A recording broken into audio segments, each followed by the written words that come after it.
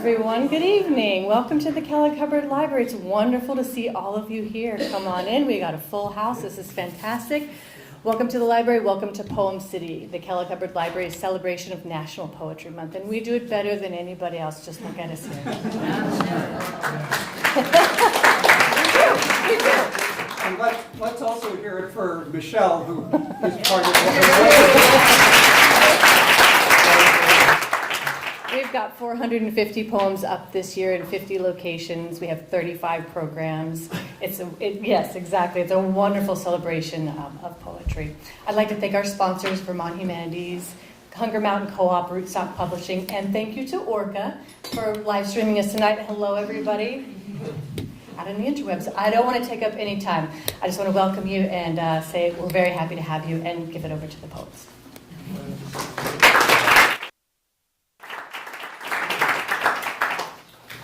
I want to just start by acknowledging that I think a lot of you are here because of loss. And we're going to talk about that and our experience of it, but we want it to be an experience in which we all get to grieve together, to share together, and strengthen each other together, and just acknowledge that at the beginning of our reading. When our daughter died suddenly in November of a heart attack, Tom Schmidt was one of the first people to call me and offer support, love, and a chance to talk and be together. And so it's also his idea to create this event. So I'm going to introduce Tom Schmidt, who is a former humanities professor. He and his wife, Mary, moved to East Montpelier in 2013 to be near grandsons. Since 2018, when Tom began to submit poetry, more than 50 of his poems have appeared in journals, and he has published 2 chapbooks, copies of which will be available in the back, Enough to Drink or Drown in 2020, and Like a Metaphor, is that the right way to say it? Yeah. While he shops around additional collections, his muse occasionally inspires new poems, several of which we'll hear tonight. Thank you and welcome.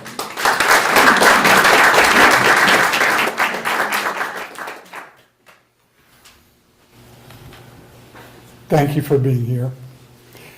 In my segment, I'll offer a few poems from my first collection, Enough to Drink or Drown, which is a response to the death of my only child, Susanna, who drowned in 1997.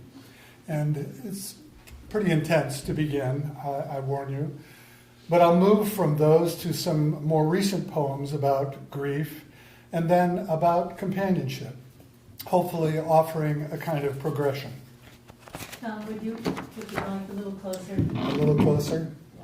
All right, how's that? Coming through? The Ant is an abridgment of a longer poem that contains much of what I would say about loss.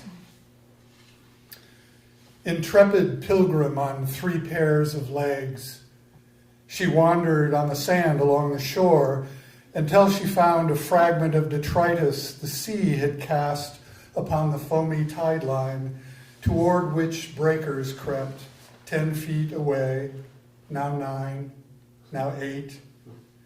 She bore her bit of stuff around a small depression in the sand, 2 inches deep, up to the lip, almost, then down again, across, and so it went, while all the while the tide crept up the sand. I did not intervene. How quick the ant, but quicker still the sand, and quick enough the tide, together slowed to parable for me, a death to demonstrate a point, to teach the father of a daughter drowned, as if God needed practice with cliches. I only loaned her to you for a while. She's saved from all the hardship of this life. Such bullshit, on and on ad nauseum. What is the point? The point is only this. There is no point. But people simply die, like ants, one at a time, by accident. Some daughters, some in icy creeks, and all too young, too soon, too suddenly, too late. They do not leave behind a tidy God with reasons for the innocents he kills. No, not the God who lurks behind the stars and drops their fragments in a haze of dust, obscuring smoke and mirror explanations. Beyond our rainbows of complexity, God's means by no means end in pots of gold, but rather ashes. Gray and crumbling, down they drift, almost unseen, become the earth, inviting rain, infusing fallow souls, who insistently fix weary eyes on distances from which no visions come. Hear this, my Summa Theologica. God does not fix, God never will explain, in this life or the next, a single pain. Into each lifted palm falls only rain, enough to drink or drown, praise or complain. Counting and the 3 short poems following are from a 24-sonnet series that I began to write in the months following my daughter's death. 10,000 days remaining, more or less, almost 1,000,000 times my heart will beat. I calculate this sum rather than guess. It occupies more time to be concrete. I sleep, I eat, I seek benign distraction, dull knives to mark the days until the last, the time, the hour, the final benefaction, when I will know, or knowing will be past. And all the while, I'll fondly watch the others turn 10, 16, then 20, tall and fine they'll grow, her friends, and one day they'll be mothers of girls who will not stay forever 9.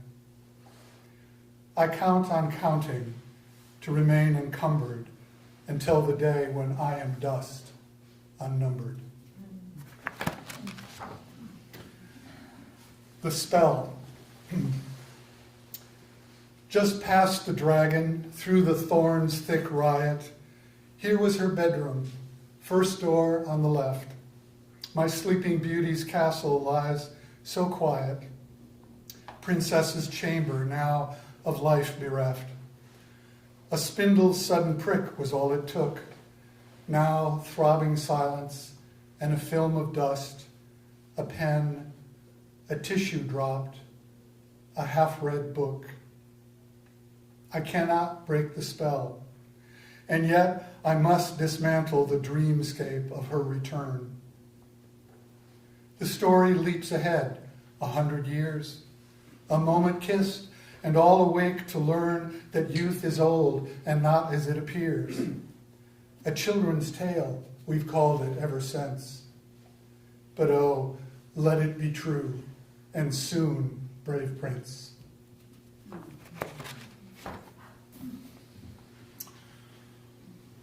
Almost. My child was almost rescued, they said later. She almost did not drown. Almost. Almost. A small concessive word. Interpolator between a breath of warm air and a ghost. A little puff would be enough today for her to blow her birthday candles out. A simple breath to sweep it all away. This airless void within, this haze without. So much on such a little air depends. Tonight, she floats on music and surprises, a chocolate cake, a gang of giggling friends.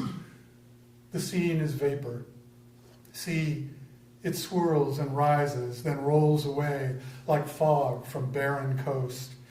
Yet through it, I can hear her laugh. Almost. The shore. Time passes and the misty shore recedes. I drift away, float helpless on the tide. Between us only water intercedes. Your face is fading as the space grows wide. But now and then there dances on the air a fleeting shadow of your voice or touch, as light as hope is light, is prayer, to make this world of sense not hurt so much. Now, in the senseless void where you should be alive in all the moments that you lost, I come to you on lines of poetry until at last this timeless sea is crossed. Here, clearer than my echoes of goodbye, Susanna, you shall live, and death shall die.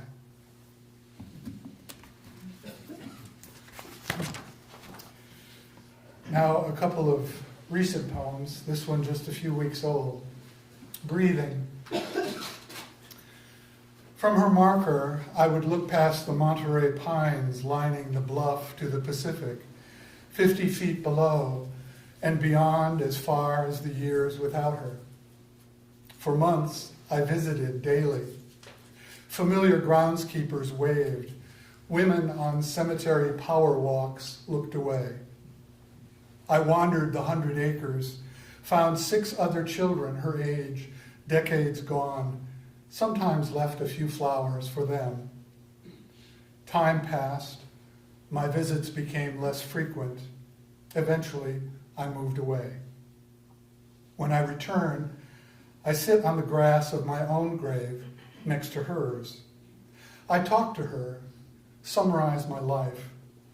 Irrational, but, just in case. Mostly, I'm silent.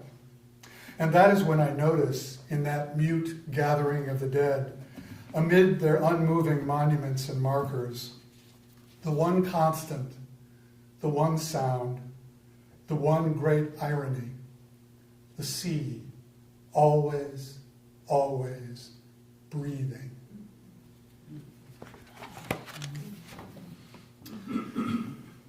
This next one, inspired partly by the themes of tonight's reading. Being with grief. Being with grief.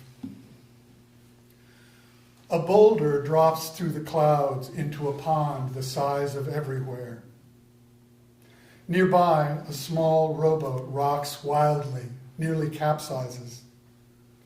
Moments later, not far away, boats near the shore nod against their moorings like cradles nudged by sleepy hands, then are still. Small white boats waiting in a thin fog under a pallid sky. The boats have no oars, for oars are words. None can row to the center of the pond to join those in trouble, nor could anyone bear to remain there. Waves will waft those unmoored boats to shore, to the company of others, one by one, in measures of time. Those near the shore float, paint peeling, stained at the waterline, gunwales worn by bumping one another, by other waves, by memories of boulders. They bob slowly on the gray water under the gray sky. Their bows reflect to form a pair of wings, the best the light can do on such a day. Carried in by the water, the newly stricken craft find among that silent company touch and something like harbor. Now and then one might hear, muffled by the fog, a faint splash in the distance, or the creak of a non-existent oar, like weeping. The water holds them all.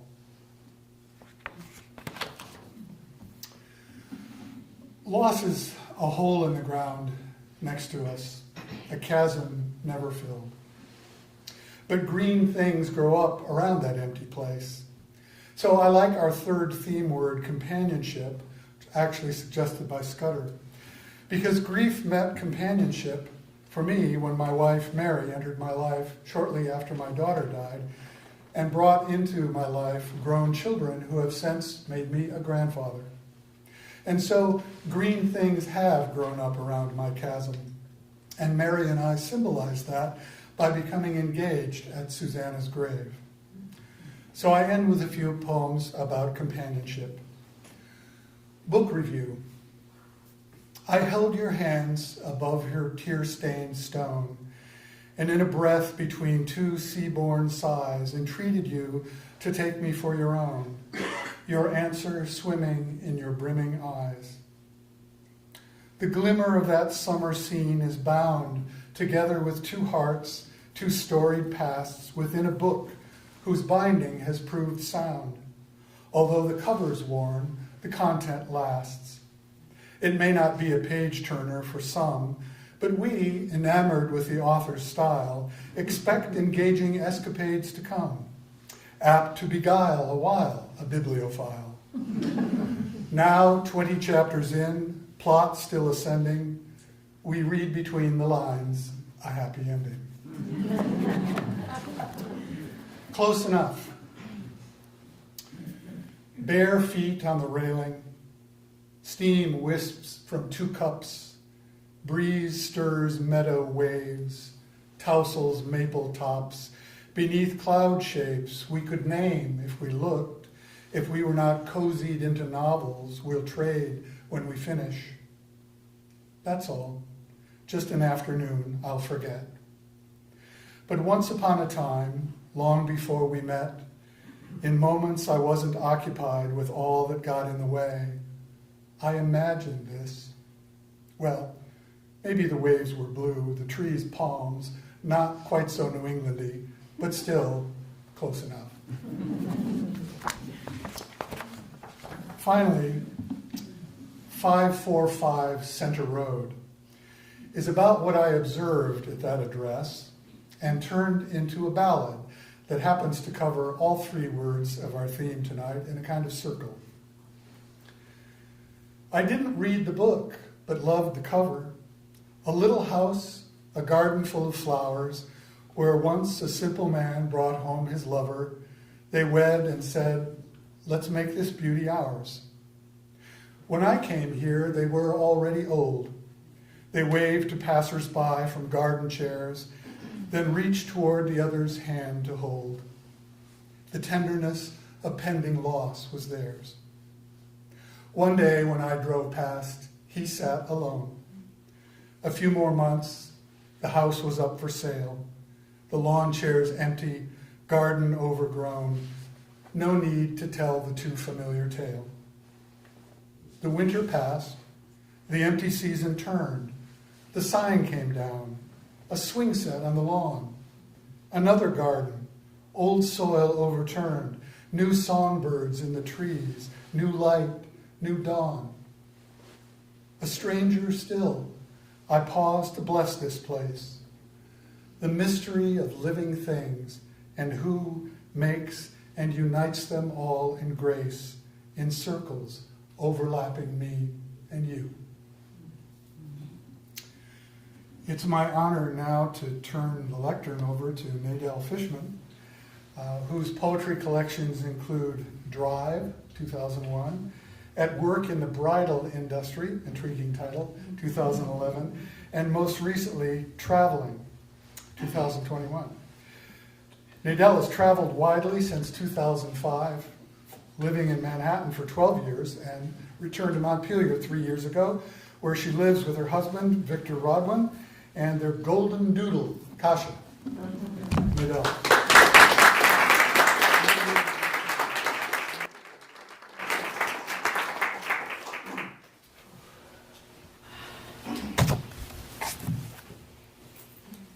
Thank you, Tom.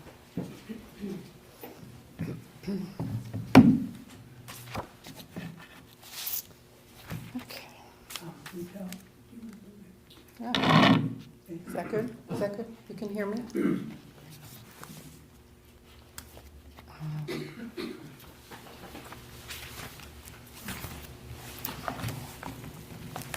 I thought I would start with these 2 quotes that I've been thinking about a lot. The first one is by W.H. Auden, and he said, a poem can provide a full emotional biography of a person without necessarily providing a complete chronology of their life. Which I think is pretty spot on. And this one I just found recently by John Steinbeck from East of Speaking a Eden. little more closer to the. Oh, I can't okay. hear you. It's just awkward. Just put it near your mouth. You need to put it on the. This is from John Steinbeck, East of Eden. A great and lasting story is about everyone, or it will not last. The strange and foreign is not interesting, only the deeply personal and familiar.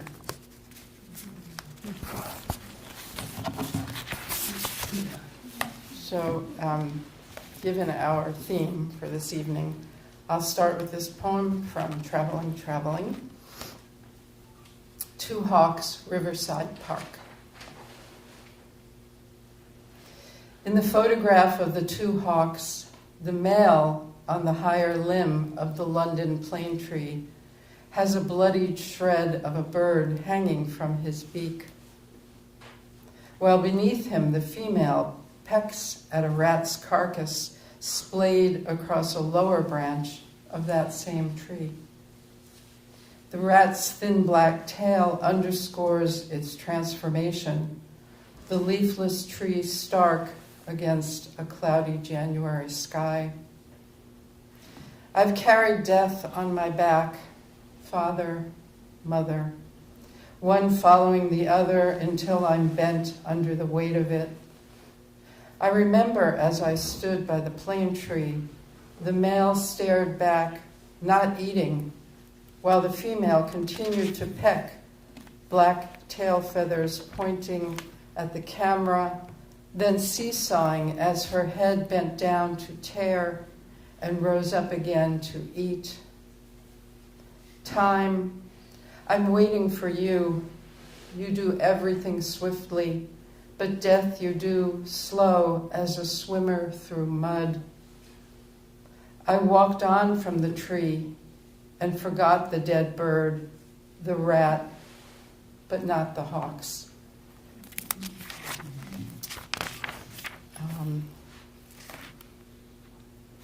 This is a newish poem. My father spent a lot of time in India, and I was privileged enough to go there. And this poem is called Traversing My Father's Footsteps.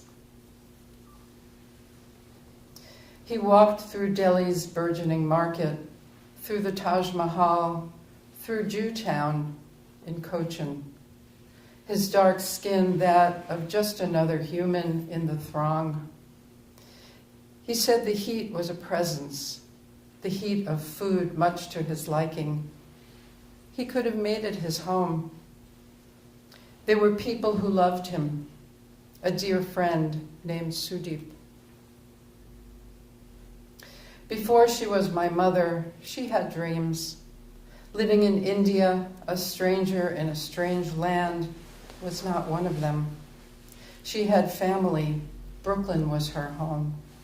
Jewtown sounded like a slur. People loved her.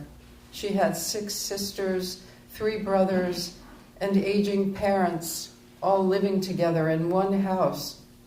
Her parents needed them close. The temperature in Agra is 109 degrees in the shade. My feet are drowning in my sandals. A vast column of pilgrims moves in bride steps up into Mumtaz Mahal's mausoleum, shuffling the only sound. Crossing and recrossing his steps, I carry a photograph of my father. For eternity, I slip it under the minaret's locked door.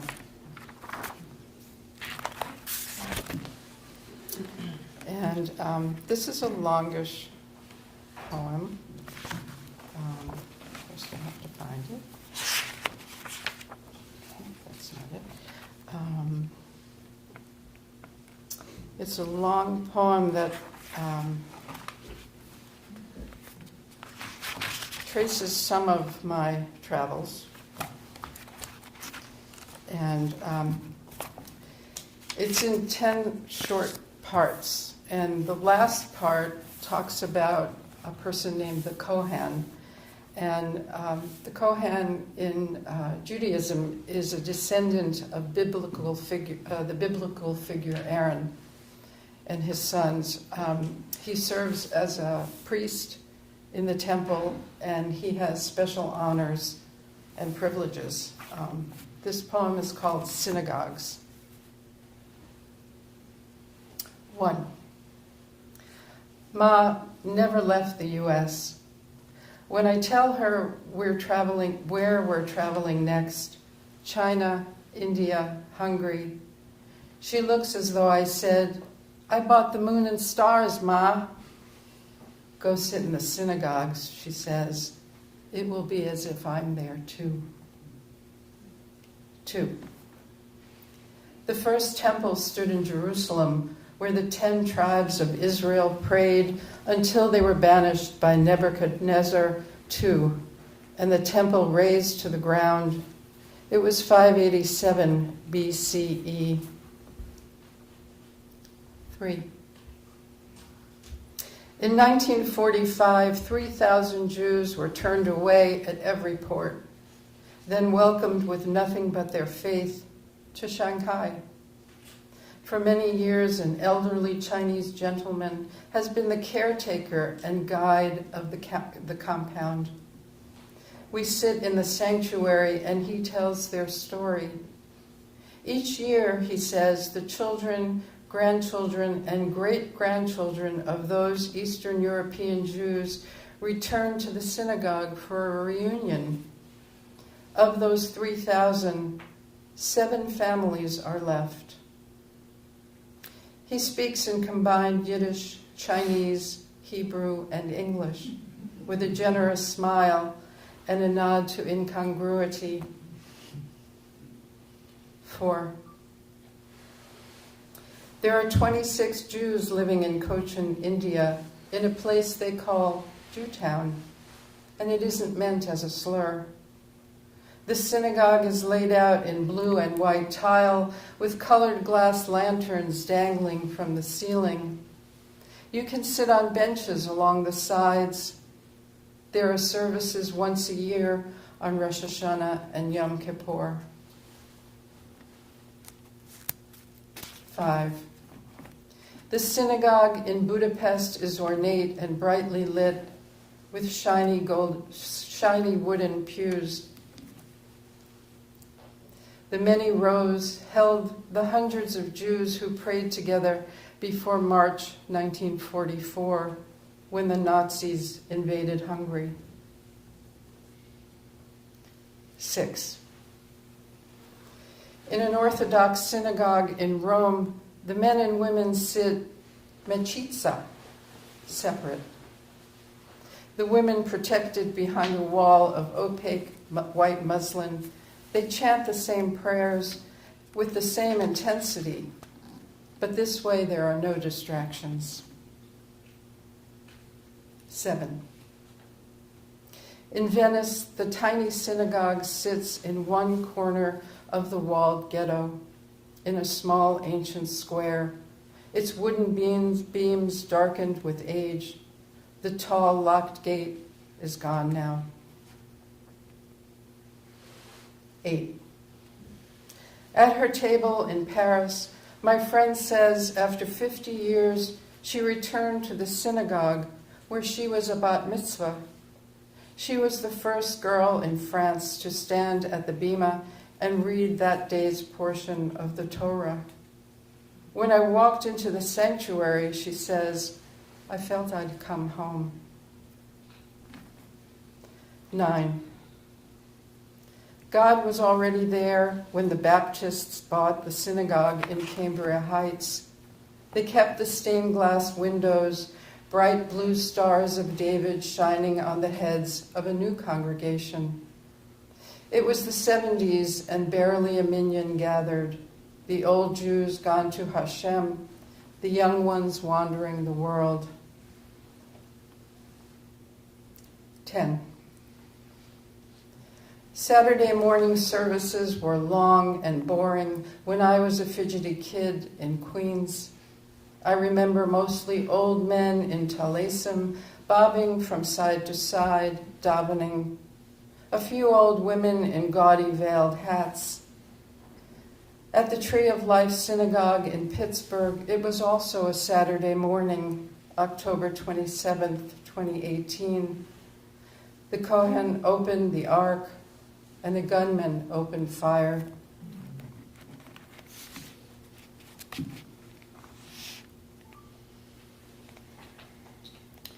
Where am I? Oh, here. Okay. I have had, in recent years, written a lot of elegies, it seems. And this is one that I wrote for a dear friend, who the book is actually dedicated to Bill Gazzola. And this is called Elegy 2. When I come upon your photograph and remember you're gone to a place I can't reach, there's a flip in my chest. How can it be? You of all the ones, how could you be gone? Your cheeks in the cold are ruddy red. You wear your peacoat and navy beret. Yours is a whole body laugh. You drive your black truck with the Sherpa seat covers too fast on the highway. We're both anxious to arrive. For years we've been writers in a close-knit group. You say oni instead of only. I chop the vegetables. You assemble the morning frittata.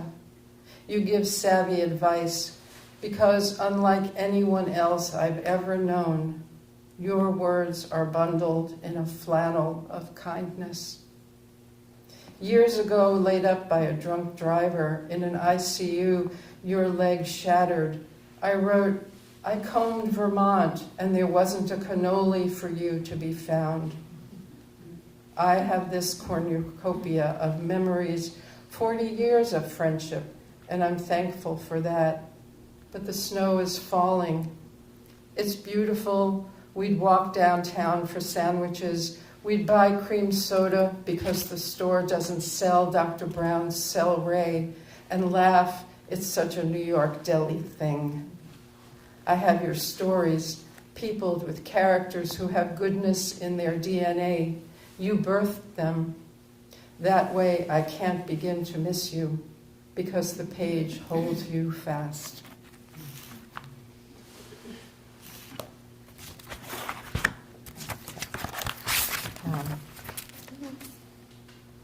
This is also a new poem. It's called How It Ends. It was a universe, vast and flat, room to run from one corner to another, no hurdles to jump. The basement was dry and warm, the furnace hummed. Winter was outside when the food came today. There was no sound from upstairs. The lure, the aroma of cheese, a quick grab in and out, run, then eat.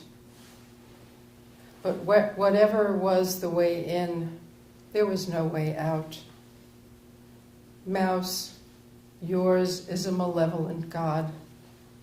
Your long, thin tail curled in on itself, skinny arms stretched out cartoonishly into a getaway. But when the metal snapped back, you froze, staring down freedom.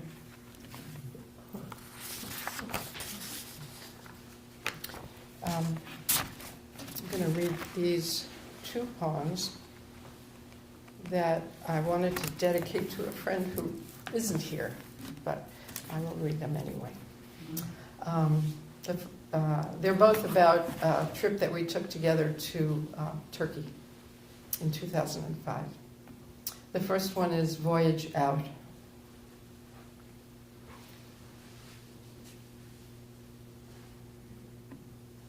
No one is on the beach at this hour before sunset in Izmir.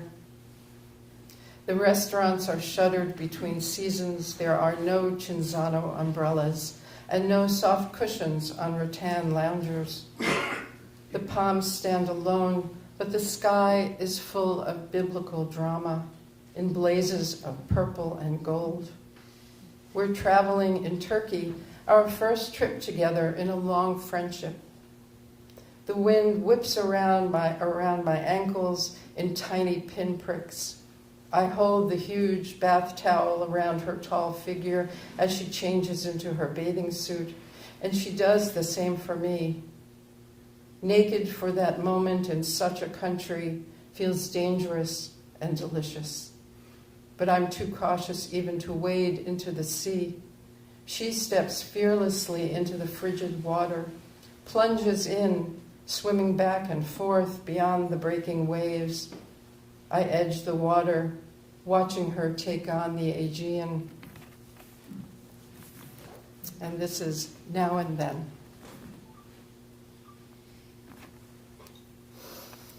Even then, in 2005, we were warned not to travel east to Ankara. But Istanbul was safe for two women traveling unaccompanied, two friends sailing down the Bosphorus. The changes were happening slowly, happening as we walked along with women in blue and black burqas and tourists in shorts and sneakers, their cameras bobbing over protruding bellies through the bazaar. No one took notice of us in our tank tops and long skirts. At the Blue Mosque, covered down to our ankles, our heads swathed in yards of fabric, it was an old woman who spotted my wrist, poking out of my blue sleeved blouse. She tapped it hard several times and scolded in angry Turkish to let me know my offense. 10 years after, the photograph was taken, a sliver of moon above a blurred water taxi's lit decks. The image labeled Nadel's Evening on the Bosphorus pops up on my computer screen. We might have traveled to a distant planet for how little freedom resides there now. It was my evening, newly single and traveling farther than I'd ever been before.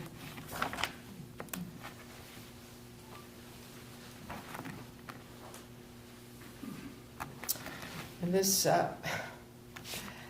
poem, I don't think I've ever read this poem before, but I thought it might lighten the mood.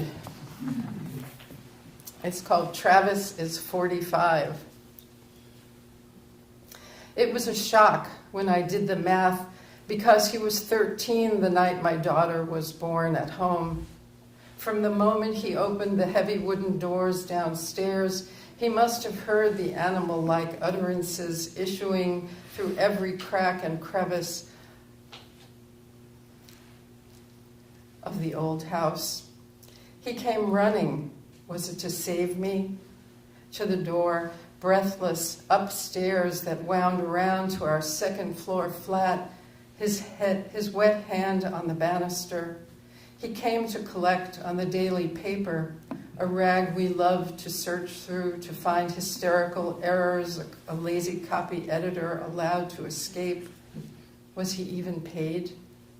It was a rainy early November evening, chilly, but the temperature in the apartment, because the wood stove was cranked, was close to 90 degrees. Childbirth is a messy business. You pace, you climb up and down stairs, you shit on newspapers spread over the floors, and you howl. A knock and your husband opens the door, and there you are naked, a gigantic belly wriggling forth a baby.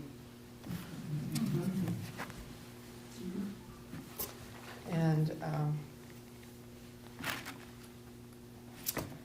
this is called Road Trip. And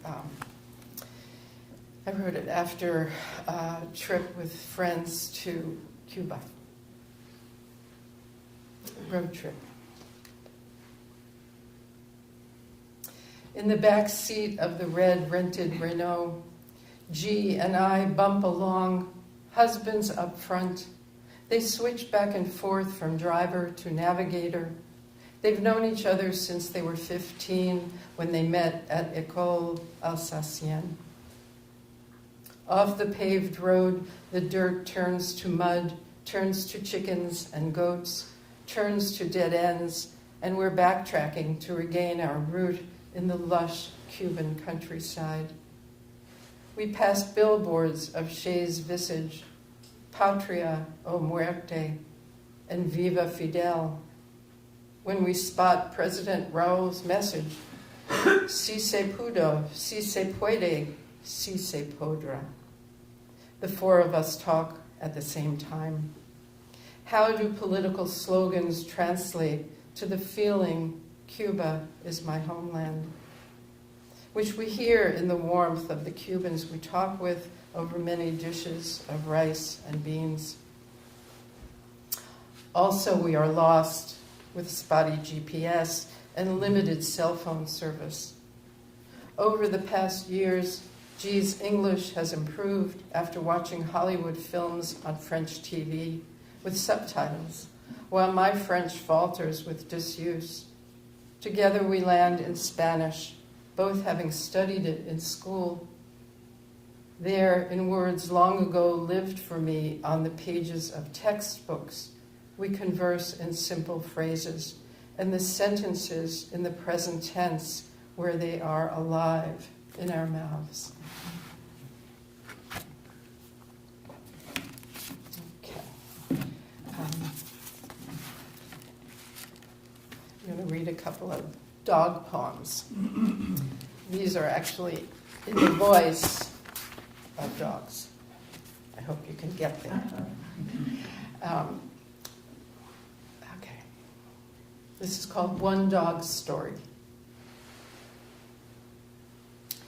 Long before they stood over me in the whelping box and fell in love with me, runt of the litter, she dreamed. She called me from the back door, called my name, and I came running, just as I would later when she was awake. I was not the smartest four-legger in the litter. My mom, known for her intelligence and obedience, would not have been impressed with my shenanigans. Sweet as I was, I never endeared myself to him, and himself loved his ducks. How could I have known? I was satisfying an urge, my dog nature in full swing that night as they pulled into the drive, and there in the headlights, Armageddon. Duck parts strewn everywhere, and I, the mastermind, a dead duck draped over my mouth. A smile on my winning face. I was proud. Himself furious, he took a 2x4 to my backside. Every creature has a story, and for years they feasted on mine. Got laughs and the gasps they craved. Clever dog to leave them so richly provided for with my tail. And the reason I had Tom mention our dog Kasha is because this is in her voice. From a four-legger's perspective. Dogs are really the best companions. Mm-hmm. Sniffing around the kitchen, there are usually no rewards. They keep a tidy house. But this evening, after my humans withdrew to their eating area and I was alone, I spotted 2 shiny gray morsels on the arm of the sofa. Her scent on 2 little gems. Cookies, I thought, could it be? Not soft as I took them in my mouth. They buzzed as I chomped down and broke them apart. Not tasty, not cookies, So I left them in tiny scattered pieces on the floor. Later, the uproar was loud. She told me I was that word, she says, when her finger points at me. They're for hearing, she says. Then the two of them said, it's her fault. She had a long day. She was so tired. I got a treat before bedtime. Tastes much better. Thank you.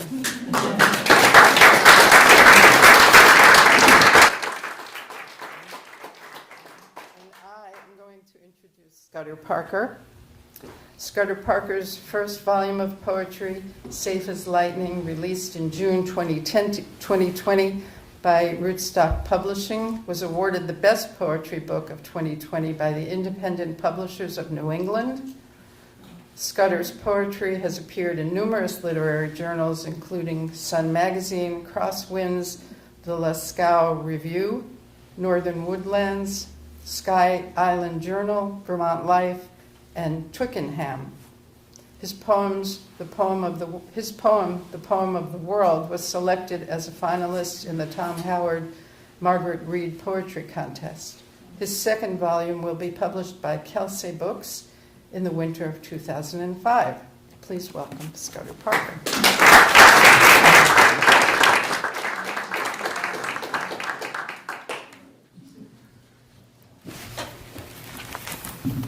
So I want to welcome my fellow pickleball players and friends from Burlington. It's really nice to have Chittenden County represented in an event like this. And thank you all for being here and bringing your hearts to join ours. What I think about loss and grief is you're never done with it. You talk about a process, but the process is helpful to understand and accept parts of it. But the work goes on. And this is a poem for my father who died a long time ago. And I'm still writing about his loss. And I'm still trying to feel the grief that I want to feel. Even Now is the title. The last time you let me comfort you was not when you were resolutely starving on your cancer, gliding away from us on your swift craft of holiness. Remember that morning in your parents' sprawling summer home at Sunapee, where you had sailed in childhood and the tides of family tugged us in? Polio, then hepatitis had scattered us. We came together early autumn to recuperate from months of separation. I'd come to snuggle in your bed. The phone rang. You reached to answer. The pitch of your voice changed from words beyond my hearing. You hung up slowly, seemed to remember I was there. Your grandmother died this morning, my mother, Catherine. You turned to me unprotected, cradled your head on my outstretched arm. I held you as you cried. Even now, I want to hold you that way.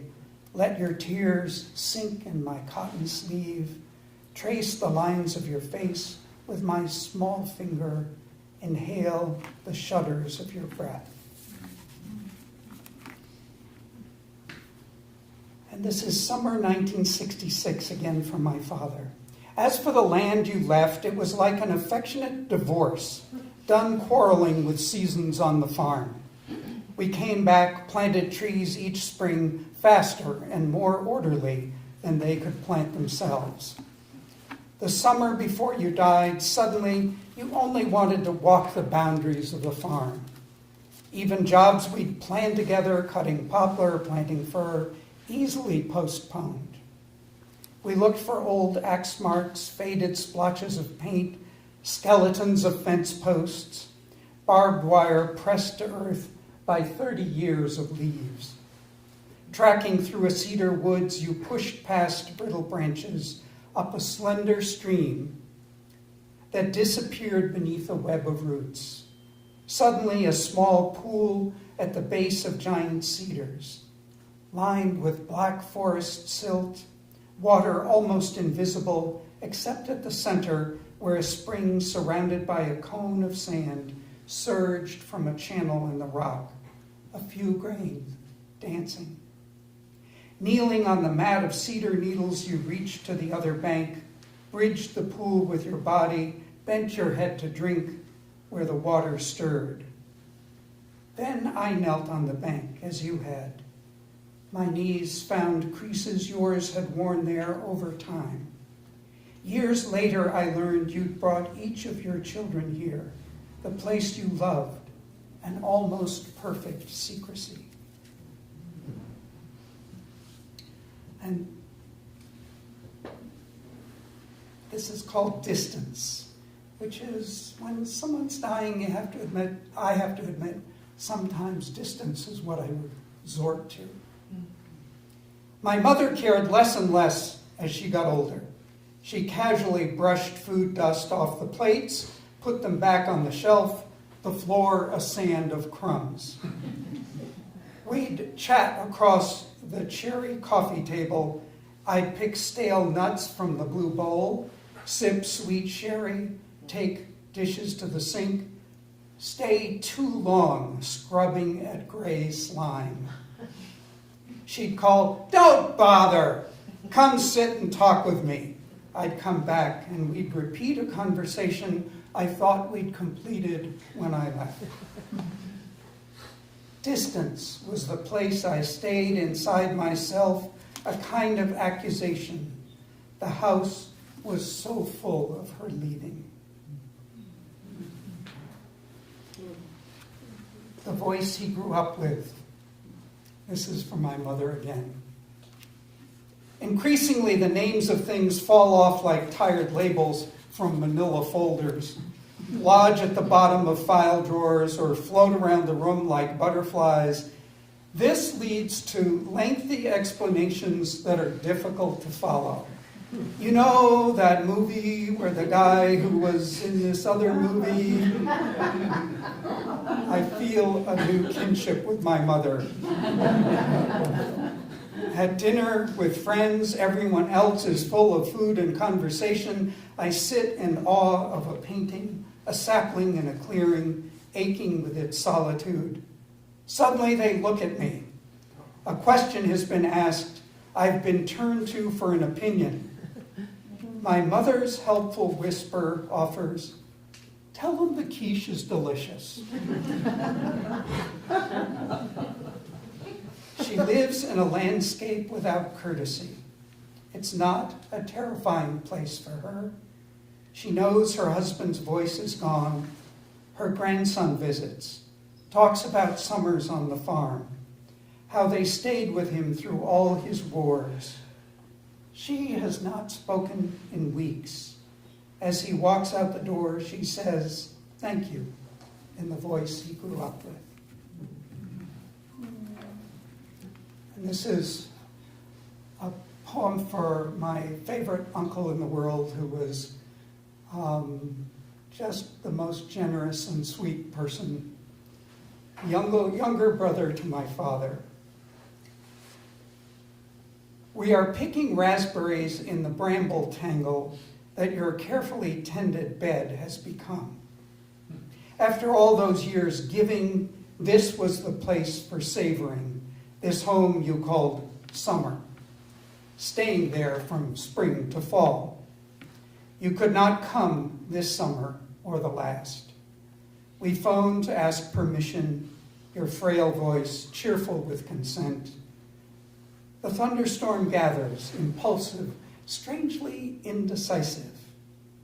We pick with familiar greed, sometimes pluck from the litter of fallen purpled fruit, or pinch pink almost ripe till they release, knowing we won't be back in time.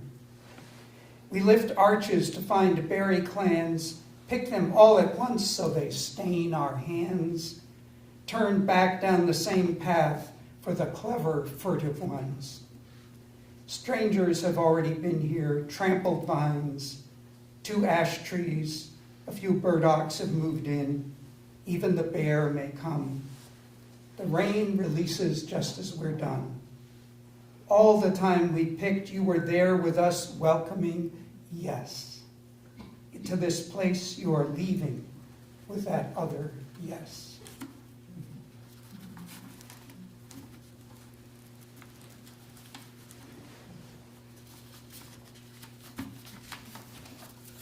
And this is for Susan's father, who came up with us from New York. Hadn't spent a lot of time in rural Vermont. Last visit. Susan rode up with her father in the ambulette. Death had visited once on Long Island, tried but failed. I'll die here, he said, but not just yet. We'd added a room with picture window right beside our woods a decade before. He told the nurse it had been built for him. Time and place he knew were his to decide. A few worn clothes, daughter pictures, faded quilt, photo of him as boys' national table tennis champion at 13, beside a trophy flashing silver gilt. His frailty like a boxer's robe he'd put on, graceful cover for the bruise of his long fight, while he relived losses and battles won. His brother Seymour gone in that terrifying cargo flight over the hump into Himalaya. Almost a child, sweet-cheeked, ice-claimed, Cy held his loss tight. He had been a city boy, but said it felt right to be up here where it was wild, or less wild, if you learn to accept the dark, still night. November, he announced, all these tree hills are filled with empty trees. The joy of saying it in his mouth.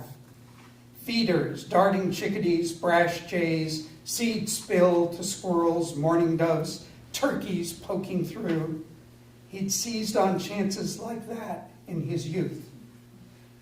Fisher cat and owl, unseen in forest brown, then present suddenly, a shiver in the soul, staring back at us, no blink, no sound. Death, ordinary as a haircut, part of a whole. At meals he'd reach into his mouth, pull out a small coal of tooth, smile, place it gently with the others in a bowl. And I haven't written any poems for my daughter Emily. And yet, the poem that I wrote her 25 years ago somehow takes on new life or death or presence after her death. Naming God for my daughter Emily. The men I came from said none should speak God's name because its holiness would burn the tongue. At least that's the excuse they gave. The women, suspecting this was just another rule to silence them, ignored it, finding many names for God, using them all like the names for snow necessary to people who live in snow. The tough cartilage of rules that every generation thinks it needs to shield itself from the next was not something we could never grow between us, so neither of us is safe. You who know precisely where the sweet notes dwell can open your mouth and pluck them from the air, then calmly disappear and sleep. When I start to explain the inevitable, you say, wait, and I find myself waiting. When I tell you why I had to do a thing the way I did, you look at me as if to ask whether joy's needle has ever pierced my managed heart. Any time now you will find someone to love. You will explore his hands, the sweet curve of his back, the boy behind the ungainly scaffolding. He will never know what hit him, only that later he woke up and has a chance to love you bone to bone. You row me across your summer lake, tugging the surface with your oars. My fingers trail in the sacred water. Thumb opens, the precious name, slips gently from my grip. And this is for my brother Alan, who in the family default tradition became a minister late in life. The strawberries are greatly appreciated by a committee of 12 cedar waxwings who elegantly adorn the wire tomato cages. They take turns sampling the goods, pause like aristocrats celebrating after a winter of wizened crab apples and sumac. An elm is thriving as its neighbors raise arms overhead, twining dry branch trips in elm's gesture of surrender. This tree has woven roots in compost pile and garden. I'm content to share. No porcupine for years, but here's one snapping elm twigs, gobbling lush leaves, preoccupied as a spiky panda 30 feet above its death. Once we might have said, though we still think it sometimes, they just come for the food. As though scorn was our entitlement. But you would love this, every creature of it. We'd share the light gift of their presence, knowing grief is not just a human muscle. Though you have thinned your throng of groundhogs and appreciated fence to guard your family share, you'd welcome them as you would have old friends at the reception, after the service, after the river erupted in your brain, after that long, swollen silence, wrapping brownies for them in a napkin, slipping finger rolls into their coat pockets as helpers in the kitchen watched, knowing you would, approving.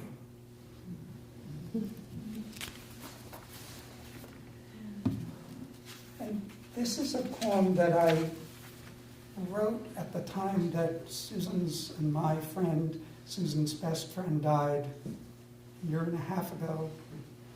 And then I read it again at Emily's service. And I'm trying to come to terms with it because in some dimensions it feels utterly naive. And yet what I think it says to me is that if we're going to survive, we have to do it by being company with our grief and learning to live with it as a part of life. So, sorry if this has a preacher voice in it. It's called Offering. Why not permit ourselves to live like children, still fearless in their hope, mighty as tides surging in the Bay of Fundy? And each time our bloom of optimism and easy confidence ebbs, bring passion to our daily work, the close weave of intimacy with each other and our only earth. Patient, attentive, even when dismayed, clear and charitable with ourselves, brave with our beloved, thoughtful, intelligent with those who count themselves opponents.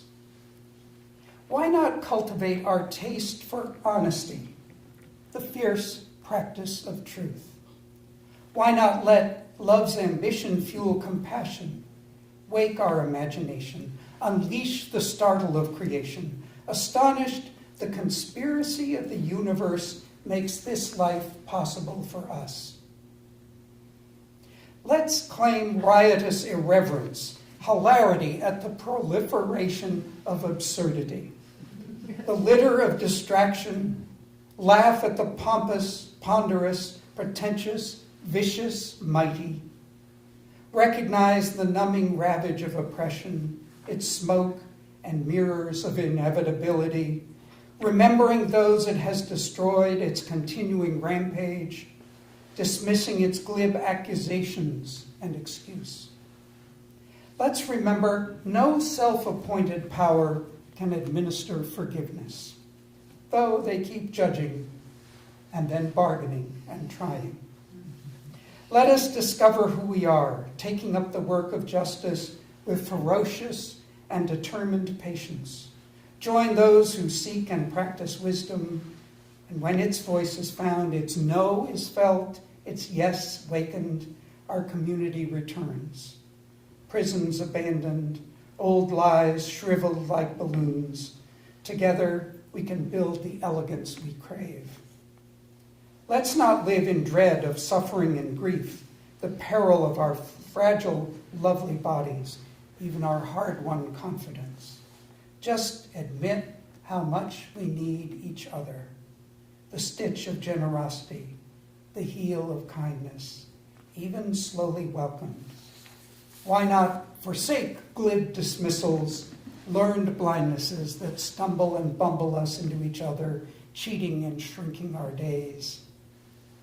What if we stopped cowering, let life astonish in its vast detail, its wild creating, stunning us to humility, stripping us to gratitude for this wellspring earth and our companions here? Who needs the craving for division, the wasteland of grumpy entitlement, the blight and cruelty of fear? Feel it. If we hold each other in fierce tenderness, not banishing or numbing grief, but sharing it, welcoming our tears, courageous, open-hearted, daring to make music in the midst of pain, it may become the brave parent of our joy, our bodies and our good green home, joined in a vast shared breathing.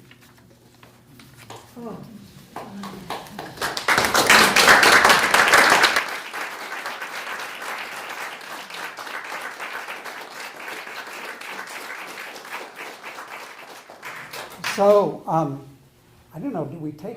Yes, I know there are books. There are books. Please buy extensively and consume vigorously. But any feedback or comments or questions, if you want? Thank you for coming. Well, thank you for coming. John and I are the pickleball players who've made it to 80, and he's already made it to 81. Anything? Thank you so much for coming.